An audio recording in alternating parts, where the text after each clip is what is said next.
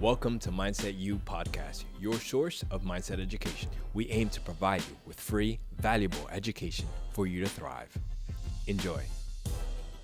Today's podcast is one of 4 in which Moses and I dive into the concepts of trauma, both post-traumatic stress as well as post-traumatic growth. Today, we're going to focus on post-traumatic growth and the impact that it has on us in allowing us to grow and move forward, all based off of perspective.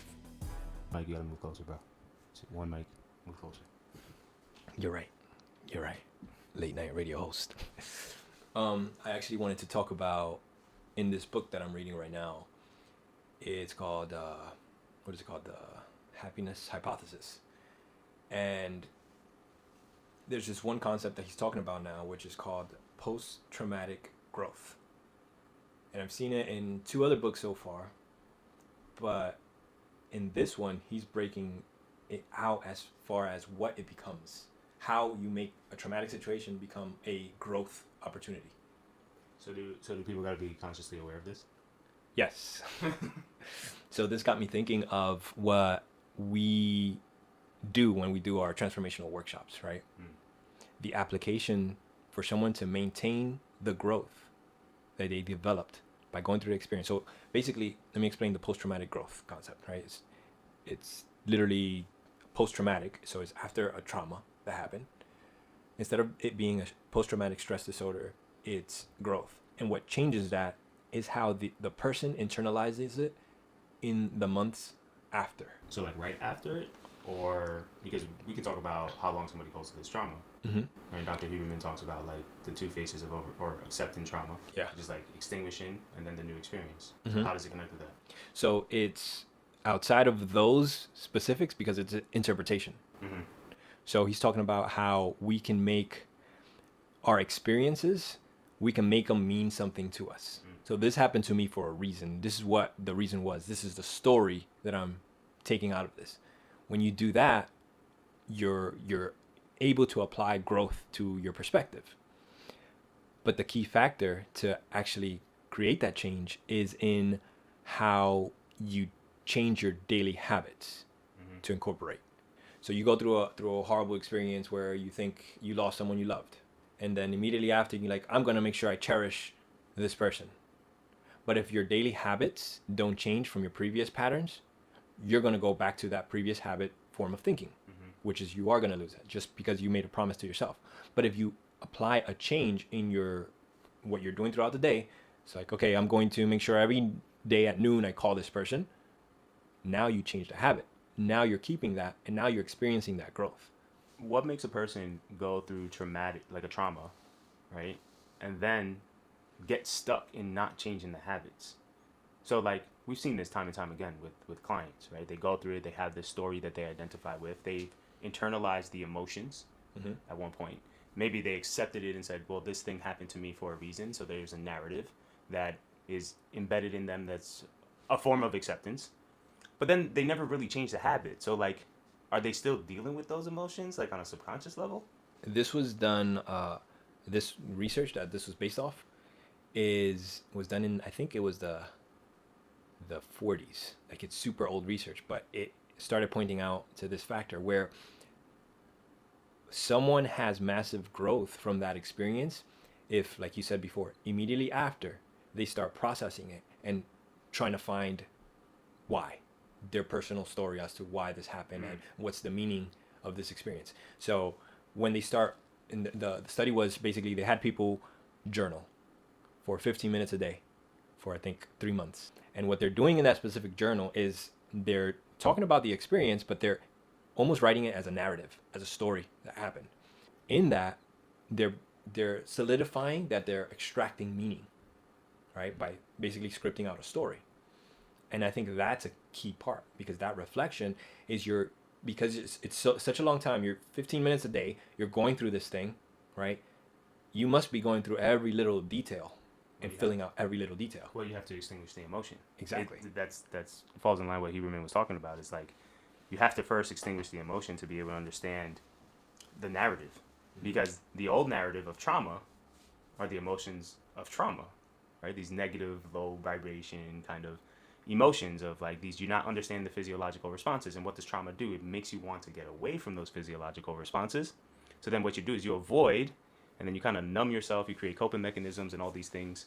You don't change the habits to move in that direction because you don't allow yourself to really go into the emotional experience. It's like he talks about with therapists, when you go to a therapist or a psychologist and you talk about trauma, right? The first time you even talk about it, it's just like the event actually happens again. Mm-hmm. Like you're actually living the event again. So I think it makes sense what you're saying. You journal in and dealing with the trauma right in the beginning when the emotions are the freshest to really internalize and begin understanding other perspectives in that narrative, because the narrative of the negative emotions in which the negative emotions exist are still there. Mm-hmm. But in order to find meaning and create a new narrative, you need to find the other kind of, well, the understanding of the emotions and then the other labels and meanings that are attached to those emotions. So it was interesting because like people that after the fact, I believe that they still had some benefit, but only if it wasn't looked at yet.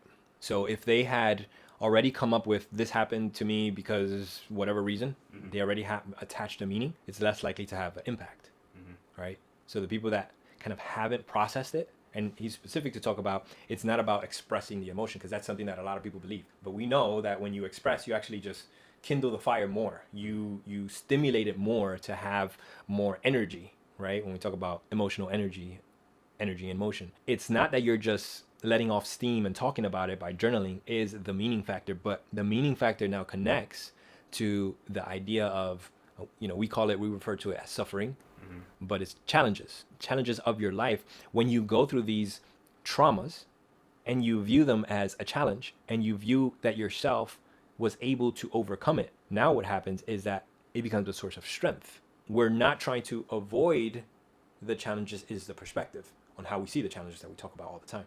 It's so interesting because they did also a study trying to understand suicide rates. What he was able to uncover, no matter how he ran the numbers, how he compared things, it was when people felt that they were a part of something and connected with other people, they were less likely to commit suicide. So he broke it down to, like, if you're a single person, you're more likely to commit suicide. If you're married, less likely. If you have a family, kids, you're even less likely. If you belong, and then he compared different religions. And the religions now brought in that kind of suffering. So at the time, I think Protestants were the more likely to commit suicide, while Jewish were the least likely. The Jewish community was least likely. And it was based off of they had stronger connections in their community, and they also had more challenges that they self-imposed through their religion on themselves that made them suffer and therefore create more meaning in their lives. So how about the person who is constantly trying to find the narrative of their trauma? The one that continues to do the work, mm-hmm. right? How about them? So like where do we think they're stuck? So I mean, I know you're also probably being inspired by Peterson stuff, right? Yeah. Jordan Peterson, where he talks about that person that's constantly looking for themselves to be a victim or whatever. They're looking for that evidence. And I think Peterson kind of touched upon it, and it crosses over to this as well, where what Peterson talked about is, like, as a therapist, it's not his job to give that person their narrative. But what's missing for that person is a narrative. Whether they decide to be a victim and like, oh, I was a victim of this incident, or they decide that, no, they're not a victim, but that's their individual choice. So it goes back into this, where if the person themselves is writing their story and writing the outcome of what does this mean, this incident mean, what does this interpretation mean to me, they're the ones that are being empowered by being the ones that write their story. So I think it's that empowerment of concluding that story. Well, I'm going to argue not even concluding the story. I think picking the narrative that serves you in that moment, because it's about identifying patterns, mm-hmm. right? So from like what I understand is someone goes through a trauma. There was some behavior or action or circumstances in your environment, your behavior, your habits that led to this situation, mm-hmm. right? Whatever the case may be, where you're in control or not, we don't know. That's a different argument. That's a different kind of conversation. But in actuality, there was something that you were a part of that allowed you to get into that experience. Now, you may come to an acceptance or create a narrative that serves you for 10 years. Mm-hmm. Then you come along into an experience that brings you very close to that trauma, mm-hmm. and now you have an opportunity to identify certain behaviors. Like, so trauma's a different level, different intensities, right? We see people in relationships with trauma, right? But then they encounter the same type of relationships, the same type of toxicity. Why? Right? So identifying what it is in your narrative that allows you to keep going there. Like you were able to internalize the emotions from the previous relationships, but why do you continue to get the current relationship? So it falls in line with what you were saying. They never change a habit. But then the narrative that they settled on wasn't one that served them to change the behavior. So I think it's also important to understand is like, I agree. Like you use the narrative, you write the journal, you come up with this conclusive kind of evidence. And I can say from my own experience, like the sexual anxiety, like just a couple months ago, I thought I got over it, went to the therapist, talked to you about it, had relations, thought that was gone. Then I went into this new relationship and it came back again for all of a sudden. And I told you the story of like, I was like, when it first happened to me, and I wrote down, I literally did what you said. And I wrote down, and I was like, oh wow, for the first time when this happened to me, I've totally forgot that I decided not to have sex for a year, right? I knew that story existed, but I never knew that it was like a narrative. I told it to my therapist, I told it to you, right? But I had to really internalize that. And then it wasn't until you brought out the meaning. It's like, that's a pretty like kind of traumatic, you were traumatized by it. And I think it was like, I had a narrative with that story and how it played into the whole kind of problem. But then revisiting the narrative that I had created with that story and changing it again, or coming back to the emotions because I didn't know if they existed or not. So I also feel like narratives change as we develop as human beings, because we'll go back and we'll identify like certain patterns, or we'll come up to realizations or similar experiences that we're experiencing in the present moment that now allows us to create new narratives and new things. So it's interesting because there's two things I'm thinking of, right? Because this sounds like the beliefs, right?